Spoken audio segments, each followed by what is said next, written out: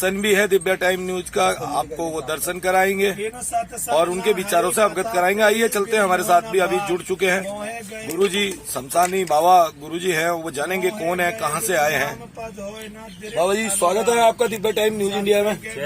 हमारे दर्शकों को बताएंगे कि आप कहाँ से आए हैं और कुंभ के दौरान। जी, मेरा नाम महाकाल तिलकधारी है। मेरा गुरु का नाम सोमनाथ जी है, जो मेरा गुरु पर्दा ले चुके हैं। दूसरा गुरु है मेरे राजेश गुरु त्यागी जी, जो अखंड रामायण का संकल्प भी ले रखे और 24 घंटे अखंड रामायण शमशान में अरेविल चल रही है। तो मैं अघोरी हूँ, और अघोरी क्या चीज है आज तक दुनिया ने नहीं देखा है। अब मैं हरिद्वार के अंदर और कुंभ में आ चुका। अघोरी का मतलब अ प्लस घोर, मतलब उजाले की ओर। अंधकार में आज भी दुनिया चल रही है, छोटी छोटी बातों में, छोटी छोटी लड़ाइयों में, छोटे छोटे कर्णों में, एक दूसरे प्रजा पे लड़ रहे, झगड़ रहे। तो ये क्या चीज है? ये प्रजातंत्र, राजतंत्र या योगतंत्र है। तो हम मसान में रहते हैं, मसान के अंदर खाते हैं, मसान के अंदर रहते हैं। सारी चीजें हमारी सात्विक भी होती है, कुछ तामस भी होती है, जिसमें हम कहते हैं कि राहु और केतु को हम देते हैं। हम खुद नहीं लेते, हम जब लेते हैं जब ये राहु हमारे दिमाग में बैठता है कि हाँ ये सच है। जीवन का अर्थ हमेशा इससे चलता है। ये जो कपाल है ये मनुष्य ही है मेरे जैसा। अभी मैं बोलने वाला हूँ और ये नहीं बोलेगा। ये तंत्र के माध्यम से चलेगा, क्योंकि इसकी आत्मा जो है भ्रमित करती है। तो आत्मा भ्रमित करती है तो राहु केतु की दृष्टि से आप लोगों को भ्रमित करती है। गुरुजी कई जो अघोरी हैं उनके प्रति जरा कैमरामैन जी जरा दिखाई दीजिएगा। खोपड़ी वगैरह काफी कुछ यहाँ पर रखा है, जहाँ गंगा किनारे शमशान घाट के सामने का ये स्थान चिन्हित किया है। इस स्थान की भी कोई विशेषता है गुरुजी? है कुछ विशेषता की और जगह जो उन्होंने स्थान लिए है वह काफी अलग जगह है, और ये स्थान शमशान घाट के सामने, क्या कहना है जी? शमशान घाट पे तो पूरा परिवार, यानी कि इस शमशान के अंदर मेरे पूर्वज है। मेरे पूर्वज जिसको मेरे पिता, दादा पिता, ब्रह्मा जी, सारे लोग इसी में, भीष्म पिता में भी यही है। तो ये शमशान जो खड़खड़ी शमशान के जस्ट सामने हम अगर रामायण और हम तंत्र कर रहे हैं, तो इसके अंदर खाली एक ही जीव है, इसमें सच्चाई।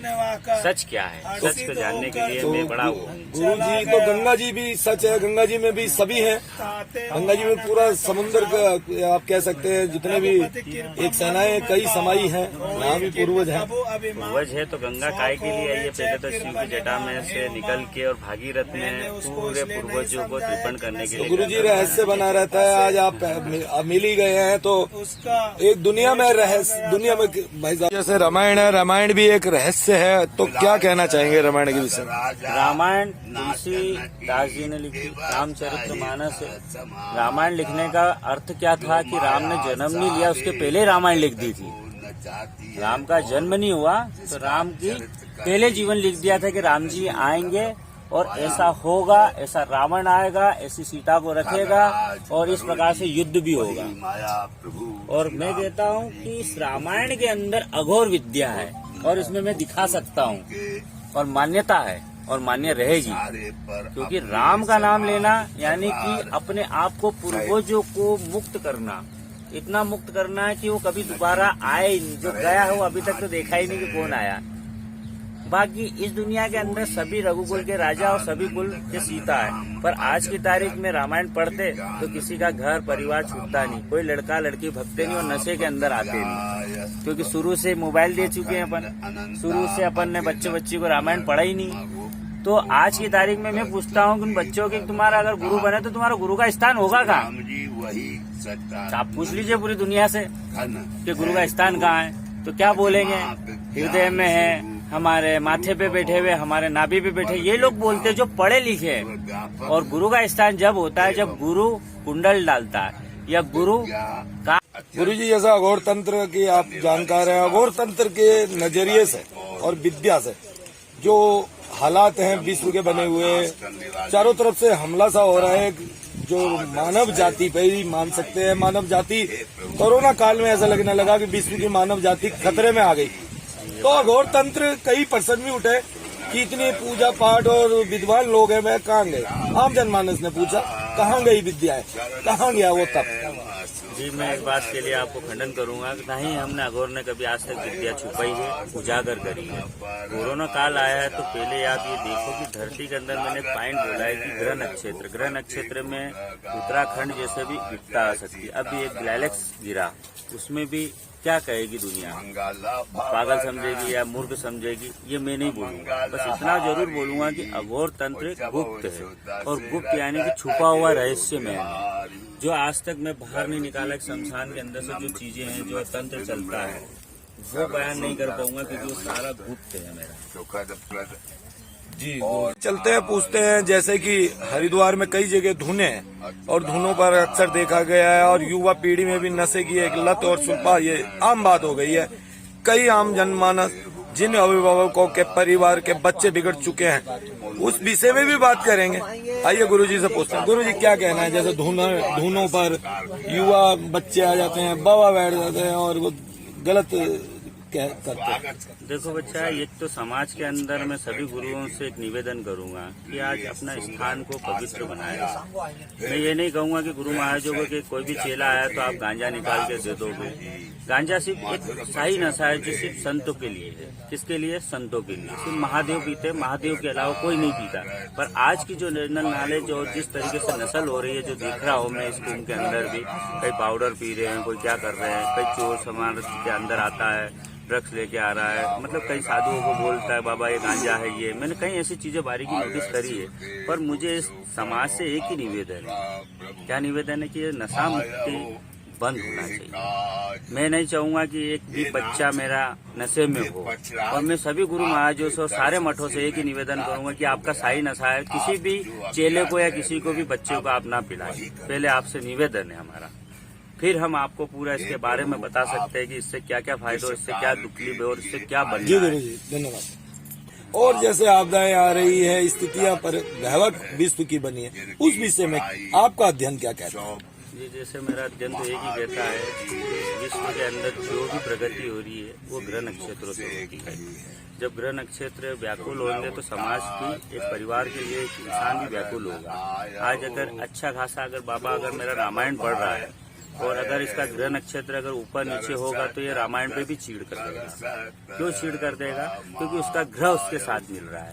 उसको तो ये पता भी नहीं कि मेरे साथ क्या हो रहा है। ये सोचता है कि मुझ पे किसी ने क्रिया कर दी होगी या मुझे कुछ खिला दिया पिला दिया। पहला मानसिक दबाव क्या है? पहला आवक, पैसा। जब पैसा है, अगर तुम इस तरीके से बांट दोगे या पैसे को सही महत्व नहीं समझ पाओगे तो ये लोग दुनिया तो होना ही होना है। आप जैसे आप बोल रहे हैं और मैं उस बात को समझता हूँ, बाकी इस बात को अगर मैं जाहिर करूंगा तो दुनिया मुझे पागल समझेगी, मूर्ख समझेगी। जी गुरु जी, तो क्या कहना चाहेंगे? कुंभ के दौरान आप आए हैं और कब तक रहेंगे और क्या संदेश है हरिद्वार वासियों को? हरिद्वार वासियों को तो मैं सबको आशीर्वाद दूंगा कि वो हमेशा मौज करेगा, आनंद लेगा। अब हरिद्वार में जब कुंभ चालू होगा और कुंभ में जो सुविधा आएगी, और कोरोना काल में सोशल डिस्टेंस भी रखना अनिवार्य है, और मेरे यहाँ भी बस 4 आदमी के अलावा 5वां आदमी नहीं हो, दूर रहता है। मैं भले कैसा भी अघोर हो, बाकी उनका प्राण प्रतिष्ठान, उनका सम्मान मेरा कर्तव्य है। दूसरा ये है कि जीवन के अंदर जितनी भी परिभाषा है, हम एक दूसरे इंसान को समझना जरूरी है। इसके अलावा तो आप खुद समझदार है, गलत जाएंगे तो गलत होगा, सही होगा तो सही जगह पे जाएंगे। इसके अलावा तो मैं कुछ बोलूंगा नहीं। इसके अलावा सिर्फ छोटा सा ही बोलूंगा कि सब खुश रहे, सब मौज करें, कुंभ अच्छी तरीके से होगा और गुरु चांडाल योग पे है। कैसे आए हैं? क्या परिचय है आपका गुरु जी? प्रेमी, आप यदि परिचय पूछ रहे हैं तो मैं हृदयपुर का वासी हूँ। जी गुरु जी। धरती नगर का रहवासी हूँ और प्रेम गली में मेरा मुख्य स्थान। तो गुरु जी, अभी तो आप हरिद्वार में आए हुए हैं, माँ गंगा के तट पर, तो क्या कहना चाहेंगे, क्या बताएंगे आम जनमानस को? साधु संतों ने मार्गदर्शन किया है दुनिया का, जब जब संकट में दुनिया आई है। आज कोरोना का संकट, कई संकट आ रहे हैं, तो क्या मार्गदर्शन है गुरुजी आपका? पहले तो सभी भक्तगणों को हाथ जोड़ के आदेश और जय जय सीताराम। आज हरिद्वार में मैं दिवाली के समय से आया हूँ। इस पूरे कुंभ में सबसे पहला कोई आया है तो अघोर संप्रदाय। क्योंकि अघोर को पता है जो संत और सनातन का मतलब क्या है। सनातन का मतलब यही है सभी धर्मों का रखवाली करना, रक्षा करना। लेकिन आज हमारा सनातन धर्म खाली फेसबुक माध्यम वर्कशॉप पे बन चुका है। आज सनातन धर्म अपने सभी धर्मों को भूल गया है।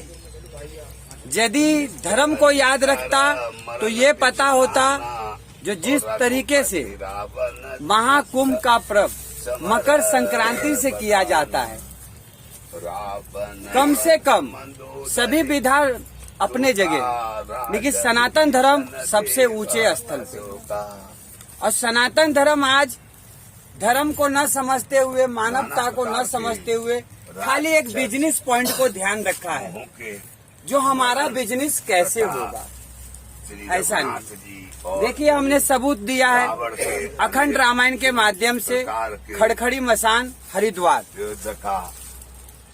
41 दिन का अखंड रामायण का हमने संकल्प लिया है। लेकिन इसको मानव कल्याण हेतु जब तक ये पृथ्वी रहेगी तब तक हरिद्वार में खड़खड़ी मसान में अखंड रामायण होता रहेगा। उसके पश्चात मानव जाति कल्याण हेतु जगह जगह अब हम खाली मसान में ही अखंड रामायण का आयोजन करेंगे, क्योंकि सत्य में राम का स्थान है तो मसान।